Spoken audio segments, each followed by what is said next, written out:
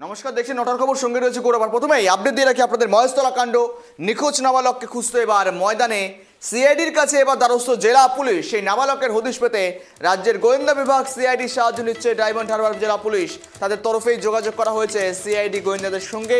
সূত্রের খবর, ঘটনায় গ্রেপ্তার হয়েছে 5 জন। কেটে গিয়েছে 9 দিন, কিন্তু কোথায় গেল নাবালক? এই ঘটনায় ইতিমধ্যে গ্রেপ্তার করা হয়েছে সে কারখানার মালিক শাহজাহান শেখ শাহিন শাহকেও। চলছে দিনের পর দিন জেরাও, তবুও খোঁজ মিলছে না নিখোঁজ নাবালকের। উঠছে প্রশ্ন, এবার ময়দানে নেমে পড়ল সিআইডি। মহেশতলা কাণ্ডে নিখোঁজ নাবালক প্রায় 9 দিন কেটে গিয়েছে, এখনো পর্যন্ত তাকে খোঁজা সম্ভব হয়নি। এবার ময়দানে নামলো সিআইডি। এই সম্বন্ধে বিষয় নিয়ে আপডেট এবং সঙ্গে রয়েছে সরাসরি গ্রাউন্ড জিরো থেকে গোপাল। একেবারে নাবালক একেবারে নিখোঁজ রয়েছে 9 দিন থেকে, এখনো পর্যন্ত নিখোঁজকে উদ্ধার করা সম্ভব হয়নি কোনো রকমভাবেই। এবার জেলা পুলিশ সাহায্য নিচ্ছে সিআইডির, ময়দানে নামলো সিআইডি। আদৌ তো সিআইডিও কি এবার মূলত সেই নিখোঁজ একেবারেই নাবালকের খোঁজ করতে পারবে? দেখো গৌরব, তোমাকে বলে রাখি, 8 দিন অতিক্রান্ত হয়ে 9 দিন, কিশোর এখনো নিখোঁজ। বেঁচে আছে কি মরে গেছে, কোথায় আছে, কিভাবে আছে, তার এখনো ট্রেস কিংবা হদিশ করতে পারেনি পুলিশ।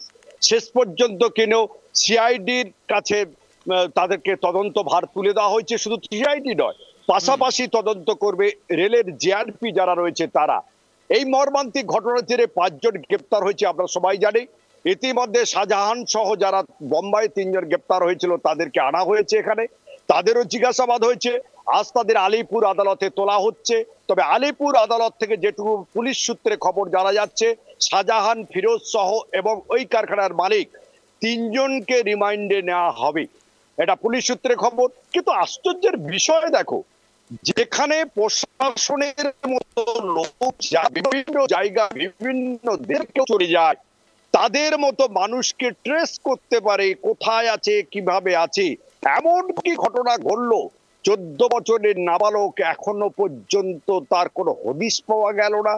এটা নিয়ে কিন্তু আঙুল উঠছেই। যাই উঠুক না কেন তোমাকে বলতে পারি, তবে পুলিশ কিন্তু আদা জল খেয়ে নেমেছে, তারা খুঁজছে চতুর্দিকে। তুমি জানো, গত 2 দিন ধরে বিভিন্ন জায়গায়, বিভিন্ন আশেপাশে পুকুর, খাল, বিল, জঙ্গল, সমস্ত জায়গায় খোঁজা হয়েছে।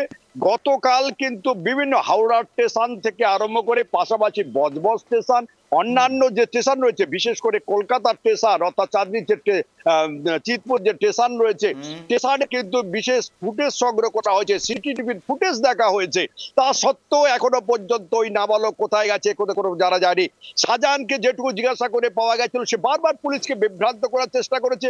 শেষ পর্যন্ত গৌরব, শাহজাহান কিন্তু পুলিশের কাছে বলেছে ওই মারধর এবং অত্যাচার করার পর তাকে ছেড়ে দেওয়া হয়। দেবার পরে সে কিন্তু কোথায় চলে যায়, তারপরে ওর খুঁজে মালিকের কাছ থেকে মোটরসাইকেল নিয়ে শাহজাহান তাকে খুঁজতে বেরিয়েছিল, তাকে পায়নি। আশ্চর্যের ব্যাপার, একটা নাবালককে এইভাবে অমানসিক অত্যাচার করা হলো, নিচের দিকে মাথা করে উপরের দিকে পা করে বিদ্যুতের শর্ট দেওয়া হলো, তা সত্ত্বে সে কোথায় গেল? কি হাফিজ সরকারে যাবে? যদি হাফিজ হয়ে যায়, 9 দিন হাফিজ হয়ে থাকবে, সে তার মা বাবার কাছে আসবে না? এটা কিন্তু একটা বড় রহস্য। ইতিমধ্যে ওর সঙ্গে অর্থাৎ যে নিখোঁজ যে নাবালক ছিল, তার সঙ্গে তার দাদা যে ওই কারখানায় কাজ করতো, কি ঘটনা শেষ পরিণতি করেছে সেও বলতে পারেনি।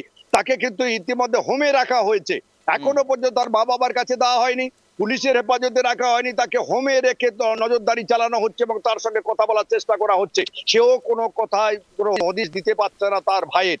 তবে শেষ পরিণতি কি ঘটেছে তার জন্য আমাদের অপেক্ষা করতে হবে। গোপাল, একেবারে হদিশ পেতে মরিয়া রয়েছে পুলিশ। এখন পুলিশ যখন দেখলো তারা তদন্ত করতে হয়তো কোথাও বেগ পেতে হয়েছে, তখন তারা সিআইডির সহযোগিতা নিচ্ছে, পাশাপাশি জিআরপি, রেলওয়ের পুলিশ ফোর্সও তারা সহযোগিতা করবে। কিন্তু প্রশ্ন থেকে যাচ্ছে গোপাল, আদতেও কি উদ্ধার করা সম্ভব হবে? 9 দিন, আচ্ছা আজকে নিয়ে হয়তো 9 দিন, 8 দিন কেটে গিয়েছে, আজকে 9 দিনে পড়লো সেই নাবালক এখনো পর্যন্ত নিখোঁজ রয়েছে। গোপাল,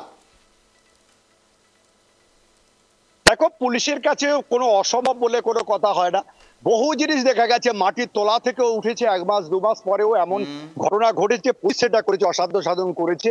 তবে আমার মনে করা হচ্ছে পুলিশ অসাধ্য সাধন করতে পারবে। পুলিশ না পারলে সিআইডি এর উপরে আমরা নির্ভর করা হয়। সেই সিআইডি যখন তদন্তে নামছে, নিশ্চয়ই নালের কোনো না কোনো হদিশ পাওয়া যাবে বলে মনে করা হচ্ছে। হাফিজ আর হয়ে যাবে না, যদি হাফিজ হয়ে যায় কি করা হয়েছে নিশ্চয়ই শাহজাহান হবে।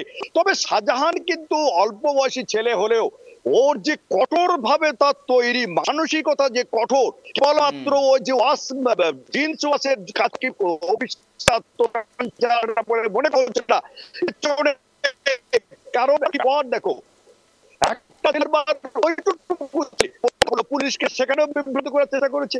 হ্যাঁ, এখানে নাটক করছে, অসুস্থতার নাটক করছে, ডাক্তার দেখানো হচ্ছে, বিভিন্ন জায়গায় চেক আপ করা হচ্ছে। সেই শাহজাহান, কোন শাহজাহান? শাহজাহান মনে করিয়ে দিচ্ছে আগের দক্ষিণ 24 পরে যেসব শাহজাহান ধরা পড়েছিল তারা কিন্তু পুলিশের জেরায় শেষ পর্যন্ত ভেঙে পড়েছিল। আর এই শাহজাহান সাথে অল্প বয়সেও এখনো পর্যন্ত পুলিশের জেরা ভাঙেনি। তাই মনে করা হচ্ছে এই শাহজাহান ভাঙবে, সময় লাগবে, সিআইডির হাতে গেলে তারপর একেবারে নজর থাকবে। ধন্যবাদ গোপাল তোমাকে সঙ্গে থাকার জন্য। নাবালককে খুঁজতে ময়দানে সিআইডি এবং জিআরপি অর্থাৎ রেলওয়ে পুলিশ ফোর্স তারাও কিন্তু একযোগে বিভিন্ন স্টেশন বিভিন্ন এলাকায় তদন্ত করছেন, খতিয়ে দেখছেন এবং এখনো পর্যন্ত নিখোঁজ রয়েছেন নাবালক, অর্থাৎ নিখোঁজ নাবালককে উদ্ধার করতে সক্ষম রয়েছে, খোঁজ করার চেষ্টা চালিয়ে যাচ্ছে পুলিশ সিআইডি একযোগে বলা যেতে পারে। কিন্তু এখনো পর্যন্ত 9 দিন কেটে গেলেও আজ 9 দিনে পড়েছে সেই নাবালক নিখোঁজ রয়েছেন। অশান্তির ঘটনায়, নির্যাতনের ঘটনায় এখন দেখার বিষয় মূলত আদতেও সেই নাবালককে খোঁজ করা সম্ভব হয় কিনা।